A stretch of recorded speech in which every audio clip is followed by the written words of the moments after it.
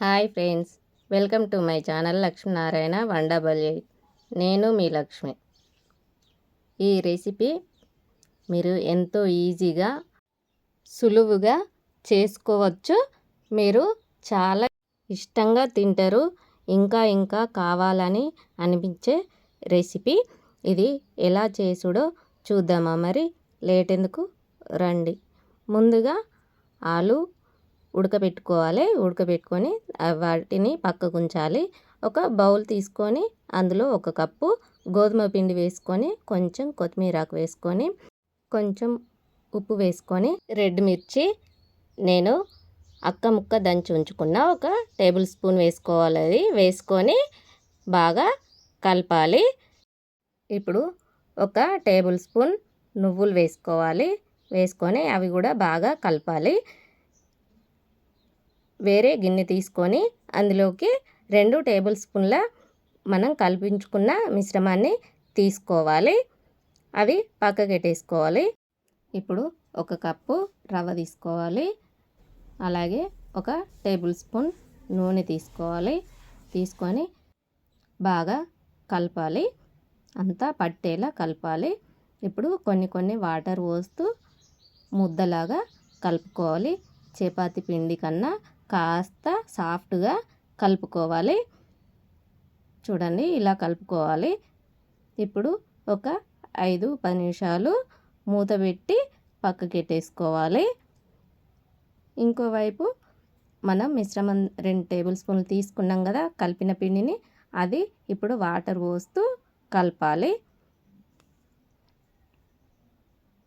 కొన్ని వాటర్ పోస్తూ కలుపుతూ బాగా చిక్కగా కాకుండా బాగా పల్చగా కాకుండా చూడండి, నేను చూపించే విధంగా అలా కలుపుకోవాలి.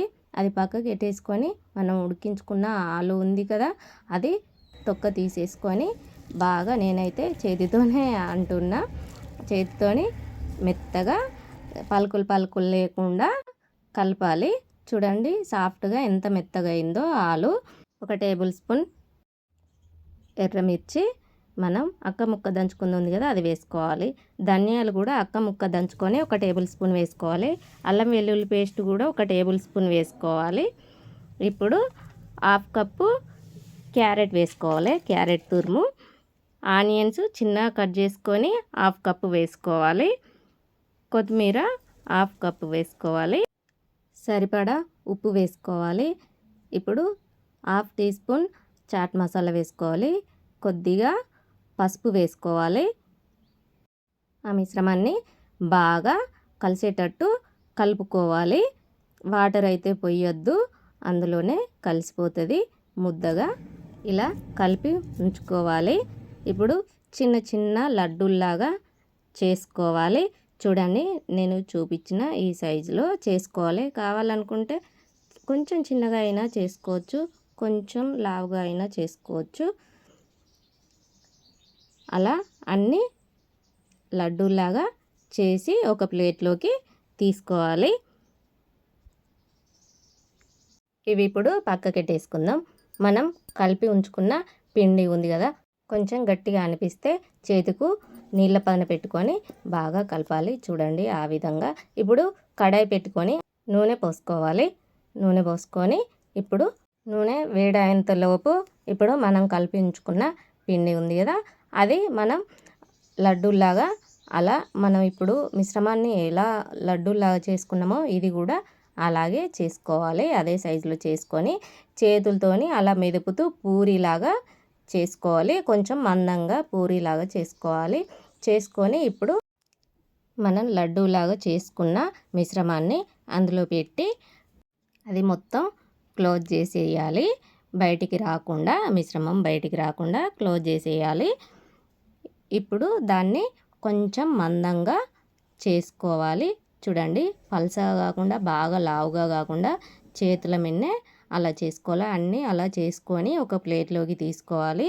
ఇప్పుడు మనం కలిపి ఉంచుకున్న వేరే గిన్నెలో కలిపి ఉంచుకున్న మిశ్రమంలో మనం దీనికి కోటింగ్ ఇస్తూ ఆయిల్ వేడయ్యాక అందులో వేసుకోవాలి.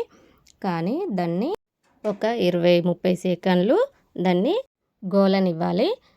మెల్లగా నెమ్మదిగా దాన్ని అటు ఇటు తిప్పుతూ డీప్ ఫ్రై చేసుకోవాలి. చూడండి, గోల్డ్ కలర్ వచ్చేంత వరకు మనం దాన్ని అటు ఇటు తిప్పుతూ డీప్ ఫ్రై చేసుకోవాలి. చూడండి ఎంత చక్కగా ఫ్రై అయిందో గోల్డ్ కలర్లో. అన్నీ ఇలాగే కోటింగ్ ఇస్తూ అలాగే డీప్ ఫ్రై చేసుకోవాలి. చూడండి ఎంత చక్కగా వచ్చాయో. మీరు కూడా ఈ రెసిపీని చేసి చూడండి, ఎలా వచ్చినాయో నాకు కామెంట్ బాక్స్లో చెప్పండి. ఎంతో రుచికరమైన ఈ రెసిపీని మీరు కూడా చేసి చూడండి.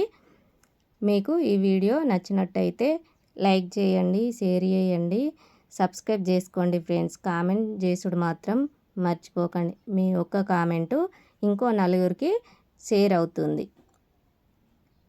బాయ్ మరి.